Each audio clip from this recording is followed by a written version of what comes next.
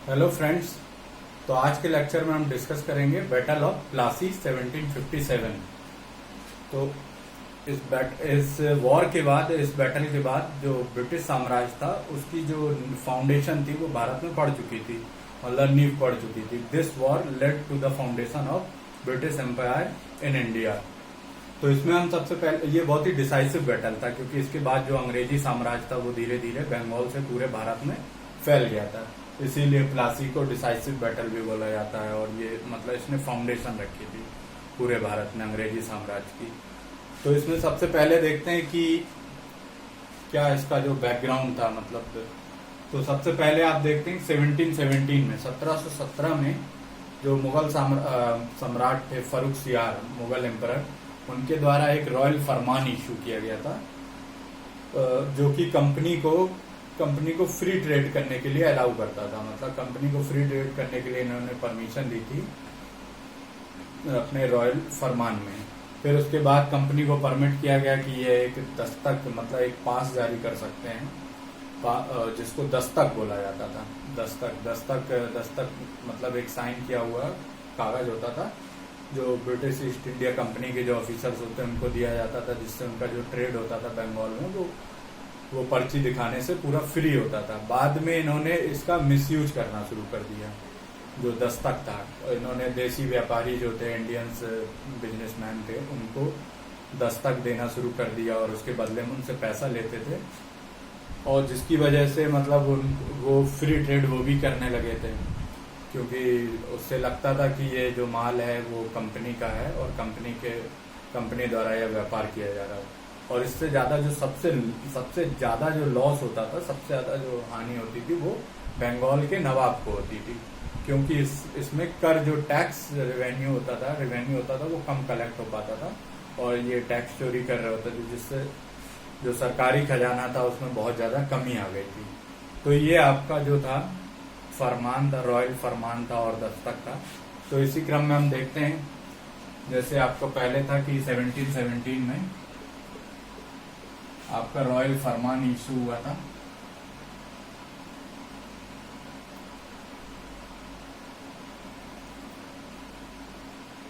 Issued by Farrukh सियार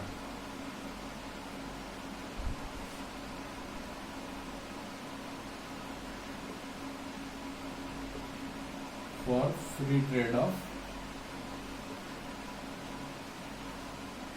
east India company. बाद में दस्तक एक पास था जो इशू किया जाता था बाय द कंपनी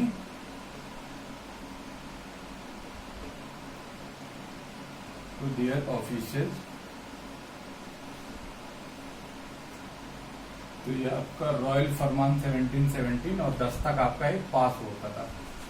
तो इसके बाद हम देखते हैं कि उस टाइम जो आप भारत की कंडीशन देखेंगे, जो आपका मुगल साम्राज्य था, तो वो बहुत ही कमजोर पड़ चुका था, क्योंकि औरंगजेब के बाद हम देखते हैं कि कोई भी मुगल सम्राट, मुगल एम्परर ऐसा नहीं था जो बहुत ज्यादा शक्तिशाली हो। तो जिसकी वजह से जो मुगल साम्राज्य था वो छोटे छोटे कई राज्यों में बढ़ गया था, जैसे कि आपका बंगाल था, अवध था, हैदराबाद था। तो हम बंगाल के बारे में देखते हैं। तो बंगाल जो था, बंगाल का आपके जो फर्स्ट नवाब थे, वो फर्स्ट नवाब थे आपके मुर्शीद कुली खान। ये आपके फर्स्ट नवाब ऑफ बंगाल थे। और इसके बाद जो थे वो सूजा, और इसी क्रम में अगला था सरफराज खान।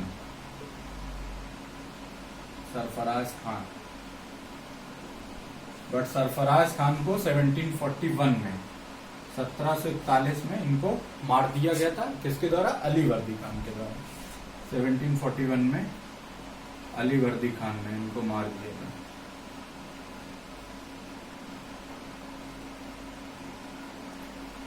और जो अली वर्दी खान थे, इनके भी कोई पुत्र नहीं था।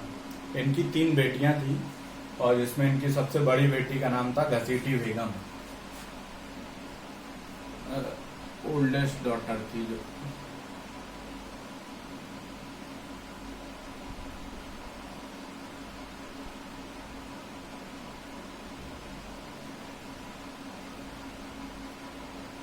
और जो आपकी सबसे छोटी बेटी थी उनका पुत्र था सिराजुद्दौला।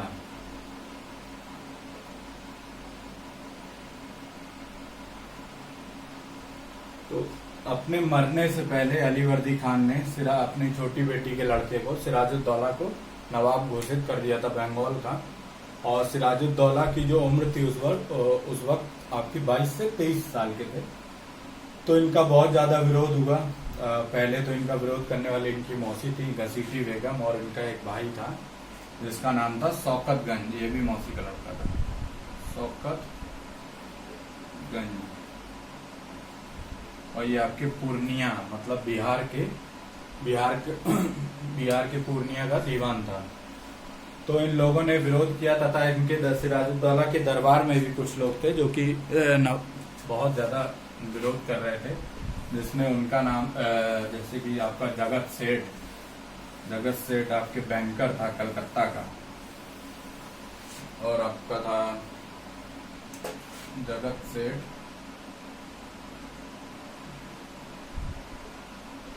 दूसरा आपका था दुर्लभ राय, थर्ड है आपका राजबल्लभ,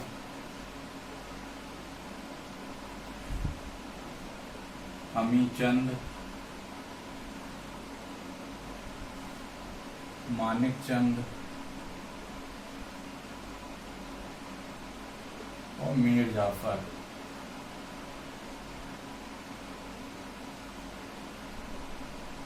तो इसमें सबसे पहले देखते हैं जगत सेठ जो थे वो आपके कलकत्ता के बैंकर थे बहुत बड़े, और राजबल्लभ थे वो घसीटी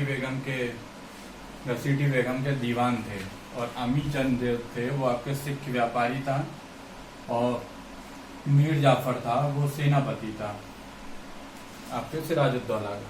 तो इन सब लोगों ने बहुत विरोध किया, उसके बावजूद भी सिराजुद्दौला को नवाब बन गए। और दूसरी तरफ जो थे आपके वो अंग्रेज थे, अंग्रेज भी इस मौके का पूरा फायदा उठाना चाहते थे, और उन्होंने इनके दरबार के कई लोगों को घूस देके अपनी तरफ मिला लिया था। तो सबसे पहले सिराजुद्दौला जो था वो अपनी आंतरिक कलह मतलब इंटरनल डिस्टरबेंस को खत्म करना चाह रहा था।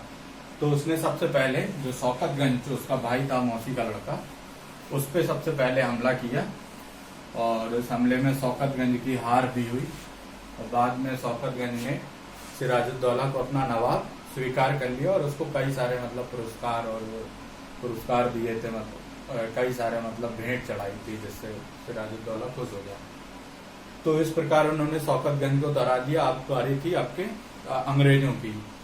तो इसी टाइम एक घटना और देखते हैं हम लोग, 1756 से 63 तक एक वॉर हुआ था यूरोप में, जिसको 7 इयर्स वॉर बोलते हैं, 7 इयर्स वॉर। और ये फ्रांस और ब्रिटेन के बीच में हुआ था, फ्रांस और ब्रिटेन। तो इसके चलते भारत ने जो फ्रांस और ब्रिटेन के ब्रिटिशर्स थे, सैनिक थे, उन दोनों ने सोचा कि इस युद्ध के चलते भारत में भी इन दोनों के बीच में युद्ध हो सकता है। तो दोनों ने अपने अपने किलों की किलेबंदी मतलब फोर्टिफिकेशन शुरू कर दी थी, जो कि नवाब को पसंद नहीं था, क्योंकि वो पहले ही दस्तक की वजह से कर नहीं मिल पाता था, जिसकी वजह से बहुत ज्यादा जो राजकोषीय घाटा हो रहा था उसको। और दूसरा ये था कि इन्होंने किलेबंदी शुरू कर दी और अपनी अपनी सेना बढ़ा दी, सेना की संख्या बढ़ाने लगी, जिससे सिराजुद्दौला को खतरा बढ़ गया था। तो आपका इसी क्रम में फिर देखते हैं कि तो सिराजुद्दौला ने सबसे पहले फ्रांस और ब्रिटिशर्स को बोला कि अपनी अपनी आप जो किलेबंदी कर रहे हैं और अंग्रेजों की जो सेना बढ़ा रहे हैं इसको कम कीजिए। तो फ्रांसीसियों ने तो सिराजुद्दौला की बात मान ली और अपना जो किलेबंदी कर रहा था, फोर्टिफिकेशन कर रहा था, उसको बंद कर दिया। बट ब्रिटिशर्स थे, इन्होंने उसको नजरअंदाज कर दिया। और दूसरा था कि जो कृष्ण बल्लभ एक आदमी था, कृष्ण बल्लभ,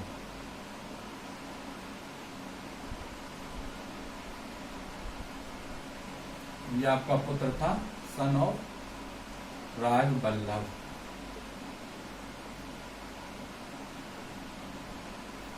राजबल्लभ का पुत्र था, और ये जो था नवाब का पैसा लेके भाग गया था।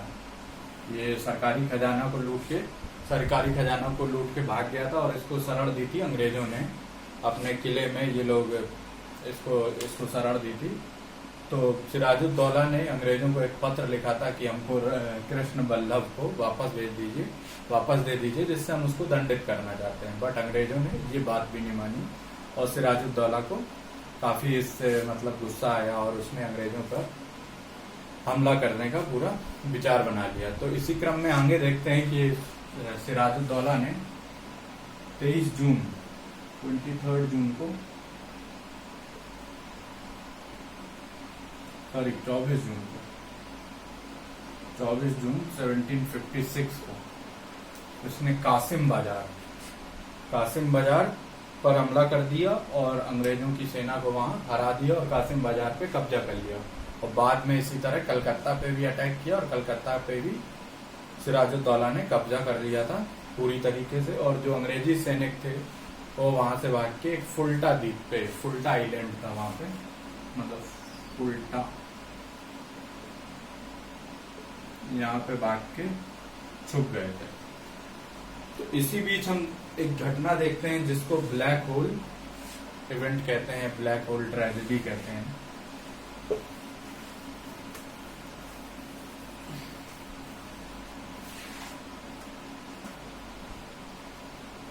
ब्लैक होल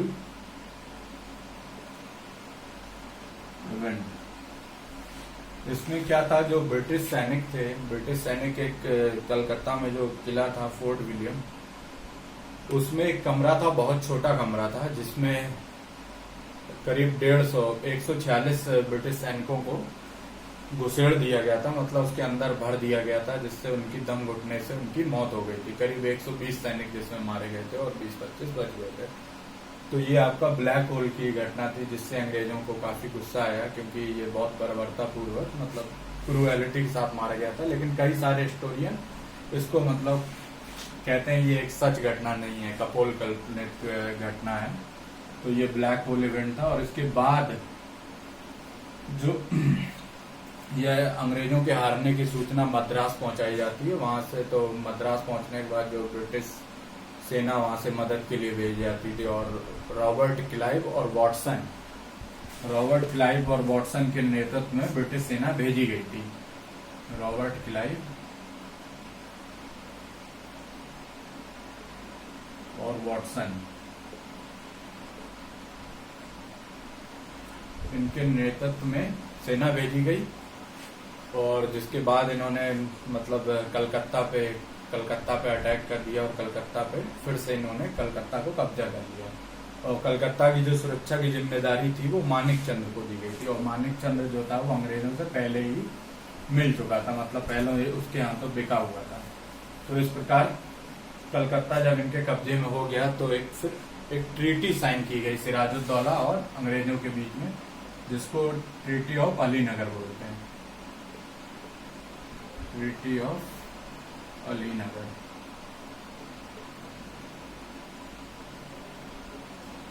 तो इसके जो मुख्य पॉइंट थे वो था आपका कि पहले था कि उनको रिस्टोर किया गया,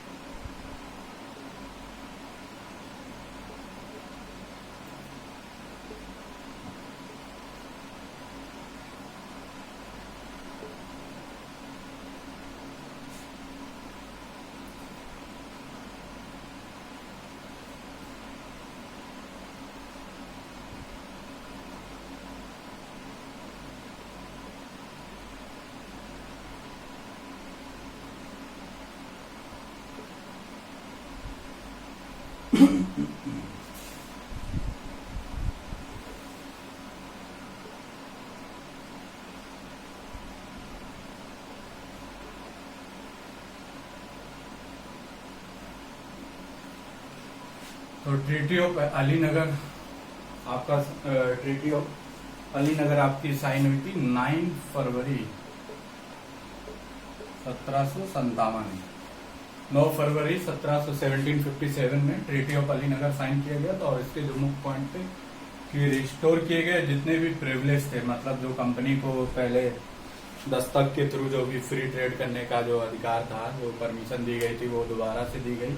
और उनको फोर्टिफिकेशन जो भी उन्होंने किलेबंदी की थी फोर्ट विलियम की, जो कलकत्ता में था, उसको दोबारा से अलाउ किया गया।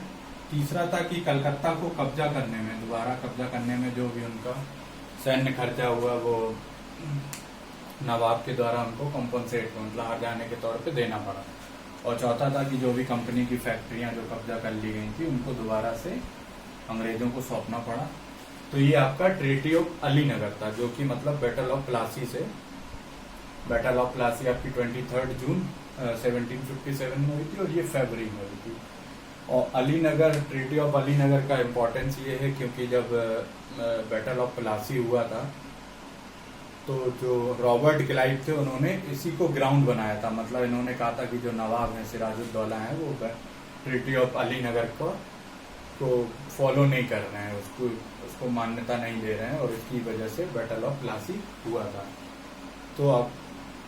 तो बैटल ऑफ प्लासी आपका 23 जून 1757 में हुआ।